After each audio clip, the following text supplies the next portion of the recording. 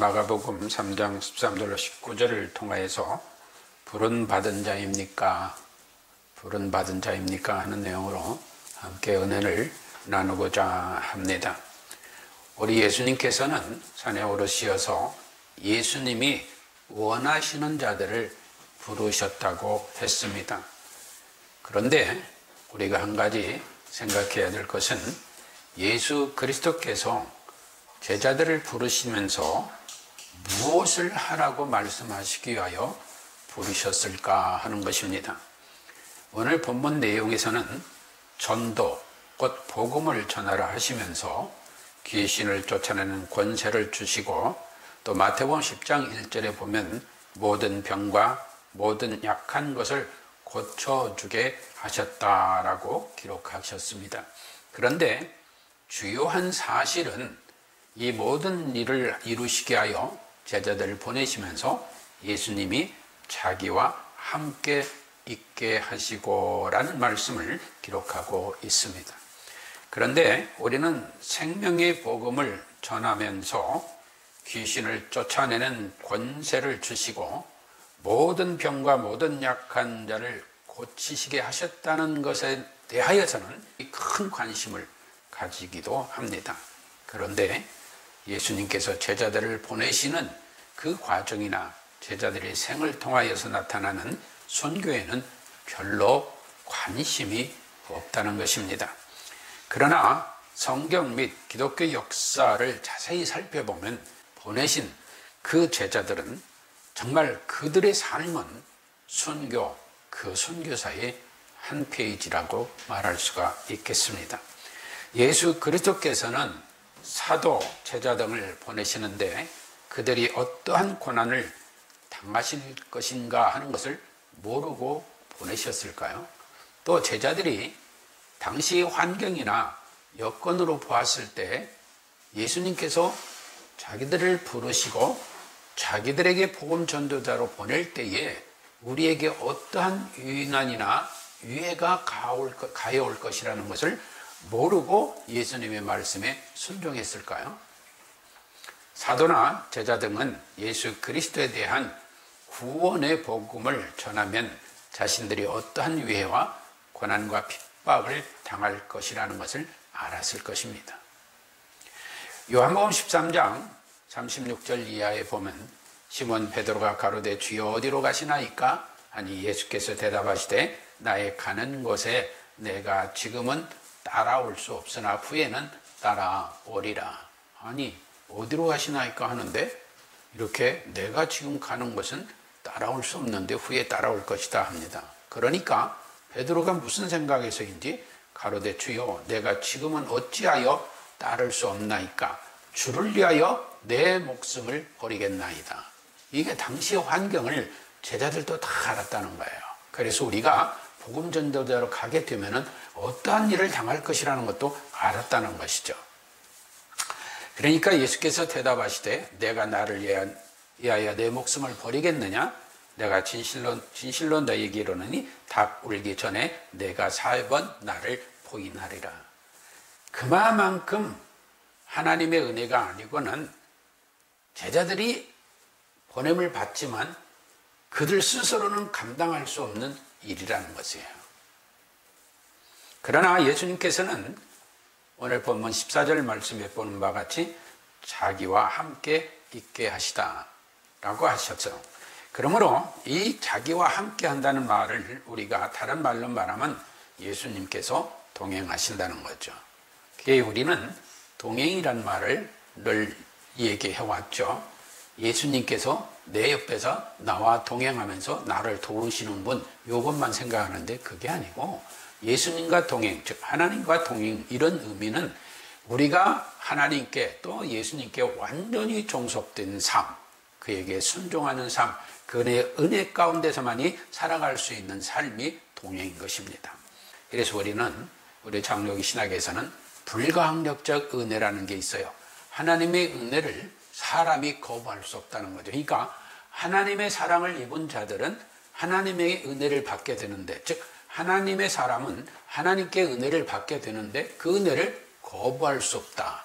그러니까 하나님의 사랑이 그만큼 크고 하나님의 이끄심이 그만큼 은혜 가운데 이루어진다는 것입니다. 예수님께서 원하시는 자들은 내가 아무리 거부하려고 해도 아무런 용을 써도 반드시 예수 그리스도 앞으로 나오게 되어 있습니다. 그것이 어떤 방법으로 오늘 제자들을 보내신 것 같이 전도라는 미련한 방법으로 부르신다는 거예요. 그리고 일하신다는 거예요. 저는 오늘의 설교를 준비하면서 저를 돌아보고 회개의 기도를 하지 아니할 수가 없었습니다. 다른 이들과 마찬가지로 저 자신도 복음을 전하지만 안일하고 또 성공을 원하고 또 유명세도 원하고 부귀영화를 생각해 보지 않았다면 거짓말일 것입니다. 왜? 저 자신도 그런 생각들을 다 가져본 일들이 있기 때문입니다. 그런데 말입니다. 오늘 말씀에 등장하는 사도 제자 등은 한결같이 순교의 길을 향해 달려갔다는 사실입니다. 그러나 작금의 우리 모습은 어떻습니까? 성공하고 출세하고 명예가 있고 부를 누리고 세상 권세를 가지고 부귀영화 등 욕망에 집착하면서도 예수 그리스도를 믿는 성도라고 말하고 있지 않습니까? 우리가 우리의 욕망을 충족하는 데 집착한다면 우리 역시 우상 숭배의 종교에 빠져 있음을 알아야 합니다. 그러므로 하나님께 너무도 부끄럽다는 생각을 저 자신 갖게 되었고 긍휼의 예수 그리스도께서 회개의 은혜를 주시지 않으면 내가 이를 어떻게 감당할 수 있을까 하는 마음을 갖게 되었었습니다. 이번 주죠. 그러니까 오늘 주일 시작이니까 지난주가 되겠네요. MBC TV 실화탐사대에서 방영된 내용이 대한불교 삼보 조계종의 이동석이라는 주님이 사람들에게 술술 풀리게 해준다고 해서 일명 그 사람을 술술 스님이라고 한답니다. 이게 모든 일은 그 사람한테 오면은 다 술술 풀린다고 한다고 그래요. 그래서 소원을 성취시켜주는 사람이라고 말하기도 하고, 그러니 전국에 분포되어 있는 신도만 약 2만여 명이라고 하니 가히 놀라지 아니할 수가 없습니다.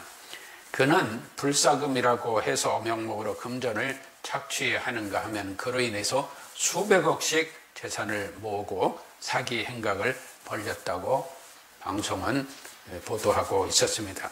그러나 그는 나는 사기한 일이 없다라고 말했습니다. 그 이유는 내가 그들을 위해서 천도제 등의 기도를 해주었기 때문에 불법이 아니라 합법적이라는 거죠. 왜? 내가 그들이 원하는 기도를 다 해줬다는 거예요. 그러니까 내가 돈 받는 게 뭐가 잘못이야? 이런 얘기예요. 제가 가만히 생각해보니까 우리 교회 내에도 내가 기도해 줄게 해가지고 또 만능인 이런 이상한 사람들, 그래 미혹자들이 많이 있지 않아요? 근데 저는 그런 걸 생각해 봅니다. 그런데 가는 사람들이 어떤 사람들인가 하니까 다른 거 없어요. 성공해야지, 출세해야지, 부자 돼야지, 세상 권세 잡아야지, 부귀영화 누려야지, 이런 욕망으로 가득 차다 보니까 그런 사람들한테 속아 넘어가는 거예요. 또 그래서 사이비들도 생기고 이단들도 많이 있죠. 여러분들 한번 생각해 보세요. 여러분들이 가장 소중하게 여기는 것을 잃어본 경험이 있어요? 여러분들이? 어떤 분들은 젊을 때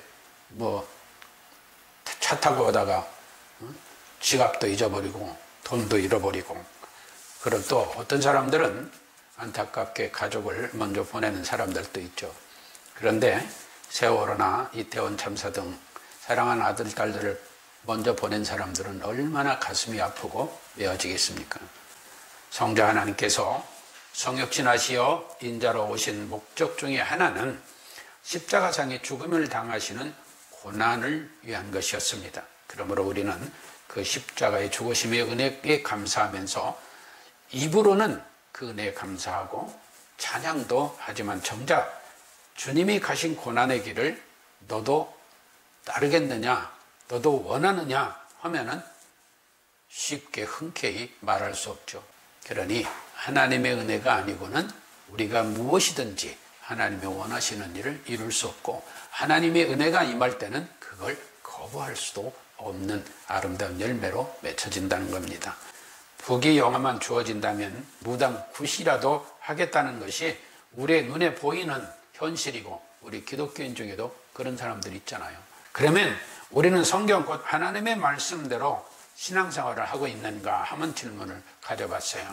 우리는 하나님의 은혜에 감사한다고 하면서 자신의 욕망을 위한 그 어떠한 불의를 행하면서도 그 불의란 불의는 다 행하면서도 이게 죄되는 일이야, 이래서는 안 되지 하는 생각을 그나마 가지는 사람이 많습니다만은 그렇지 않는 사람들도 있다는 것입니다. 그러므로 이사야 53장 6절은 기록합니다. 우리는 다 양 같아서 그릇 행하며 각기 제 길로 갔거늘 여호와께서는 우리 무리의 죄악을 그에게 담당시키셨도다. 그래서 예수님이 오셨다는 거예요. 그리고 예레미야 50장 6절은 내 백성은 잃어버린 양떼로다. 그 목자들이 그들을 곁길로 가게 하여 산으로 돌이키게 하였으므로 그들이 산에서 작은 산으로 돌아다니며 쉴 곳을 잊어버렸도다 했습니다. 그러나 누가복음 15장 1절 이하에 보면 예수님께서 세리들과 죄인들을 함께하면서 그들에게 말씀을 가르치고 그들이 가까이 오니까 바리새인과 서기관들이 원망하여 가로되 이 사람이 죄인을 영접하고 음식을 같이 먹는다. 이게 예수님은 의인을 부르러 온 게 아니라 우리 같은 죄인을 부르러 오셨는데 자칭 의롭다고 하는 선민이라는 바리새인들, 서기관 등은 원망하면서 왜 죄인들하고 음식을 함께 먹어 하고 그냥 율법적으로 예수님을 책망하고 예수님을 죽일 빌미를 마련하고 하는 일에 열중했다는 것이죠.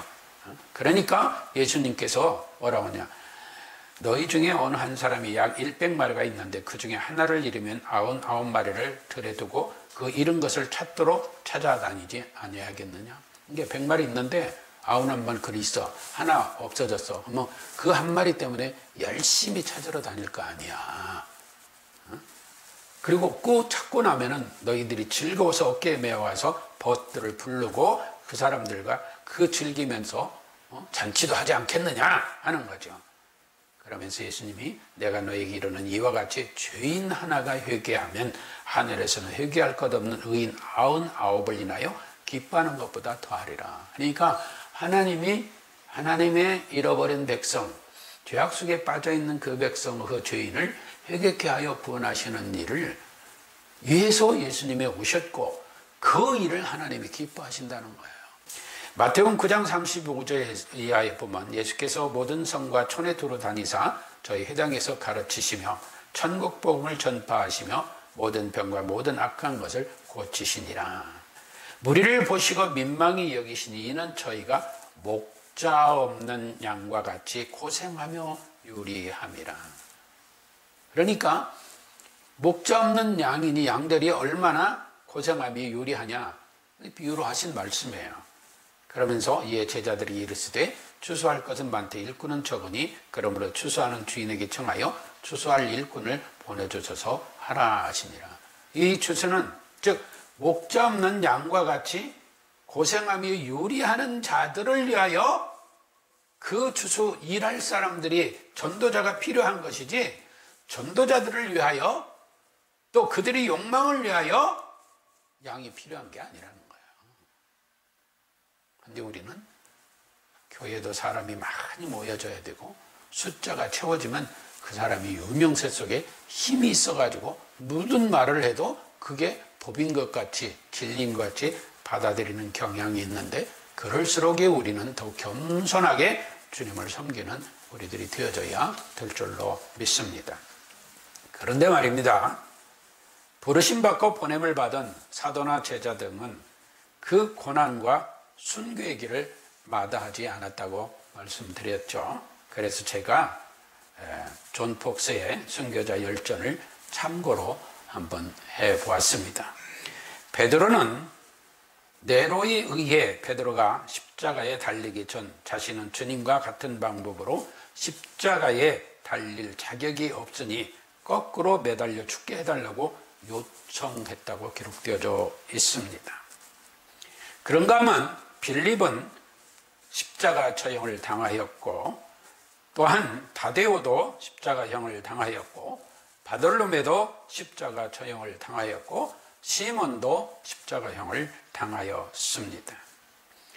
그런가 하면은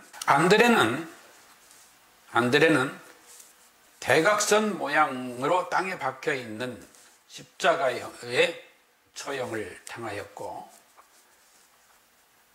야고보는, 즉 야고보가 둘이 있는데 세베대의 아들 야고보는 아그리파 1세 때에 목이 베이는 순교를 했습니다. 그리고 도마는 창에 찔려서 순교를 했고, 마태는 전투용 도끼에 살해를 당하는 순교를 했습니다. 그리고 책에는 작은 야고보로 되어 있습니다. 알페오의 아들 야고보는 유대인에게 매질을 당하고 돌에 맞으며 몽둥이의 머리를 맞아 뇌가 튀어나오는 순교를 했습니다. 그리고 마띠아는 예루살렘에서 돌에 맞아 참수형을 당하게 됩니다. 그런가 하면은 스테반, 여러분 잘 아시죠? 최초의 순교자 스테반은 성 밖으로 내쳐져서 돌에 맞아 죽었고, 바울은 네로치아에서 일어난 첫째 박해 때 도시 밖에 있는 처형장에서 기도한 후에 참수형으로 순교를 당했습니다. 그리고 바나바는 기프로스에서 태어난 유대인 혈통이지만 AD 73년에 순교한 것으로 추정된다고 기록하고 있습니다. 이와 같이 끔찍하고 감당할 수 없는 박해와 형벌이 자행되고 있을 때 요한은 소아시아 7교회, 여러분들이 계시록에 소아시아 7교회 서신 보낸 쓴 게 있잖아요. 그와 같이 소아시아 7교회를 섬기는 일을 했습니다. 사실상 고난당하고 박해를 당하고 형벌을 당하는데 교회에 편지 쓸 정신이 어디 있겠어요. 함에도 불구하고 그는 하나님의 은혜 가운데 7교회를 섬기는 일을 했습니다. 그러면 우리는 주 예수 그리스도께서 원하셔서 우리도 부르신 자라고 할 때에 과연 우리는 하나님의 은혜의 삶을 누리고 있는가 하는 것을 우리 스스로 돌아봐야 될 줄로 압니다. 마태복음 7장 13절 이하에서는 좁은 문으로 들어가라, 멸망으로 인도하는 문은 크고 그 길이 넓어 그리로 들어가는 자가 많고 생명으로 인도하는 문은 좁고 길이 협착하여 찾는 이가 적음이니라 하면서 15절에 거짓 선지자들을 삼가라, 양의 옷을 입고 너희에게 나오나 속에는 노력질하는 일이라. 그러면 11절에 나더러 주여 주여 하는 자마다 다 천국에 들어갈 것이 아니요 라고 하면서 23절에 불법을 행하는 자들아 내게서 떠나가라 했습니다. 그러면 24절에 그러므로 누구든지 나 이 말을 듣고 행하는 자는 그 집을 반석 위에 지은 지혜로운 사람 같다라고 했고, 26절에 나 이 말을 듣고 행치 아니하는 자는 그 집을 모래에 지은 어리석은 사람과 같다고 했습니다. 사랑하는 성도 여러분, 하나님께서 우리를 부르신 목적이 복음을 전하다가 순교하게 하는 것이다 라고 말씀하신다고 해도 우리가 예수님 믿을까요? 여러분 그래도 믿을 수 있어요? 그러나 근심하지 말고 기쁨으로 믿으시기 바랍니다. 왜? 하나님의 은혜가 여러분에게 임하였기 때문입니다. 그러므로 여러분이 근심하지 않고 기쁨으로 예수 그리스도를 믿고 성도로 살아가게 되는 줄로 믿습니다. 우상 숭배자들과 같이 부귀 영화만을 위해 이웃을 긍휼히 여기기보다 그들의 고통이나 죽음 등에도 별 관심이 없이 나는 기득권 세력과 같이 내가 나를 위하여 살아야 돼 하는 의식들은 그리스도인으로서 바람직하지 않습니다. 처음 부름받은 12 사도 중에 예수님을 배반한 가룟 유다와 같은 자가 되지 않도록 기도해야 될 줄로 압니다. 가룟 유다는 살려고 몸부림쳤으나 목매어 죽었고 예수 그리스도의 부름을 받고 보냄을 받은 사도, 제자 등은 순교의 길을 갔지만 지금도 살아 예수 그리스도와 함께하고 있으며 거룩하고도 영원한 하나님 나라에서 영화를 누리고 있다는 사실을 믿음으로, 은혜로 받으시기를 주님의 이름으로 축복합니다.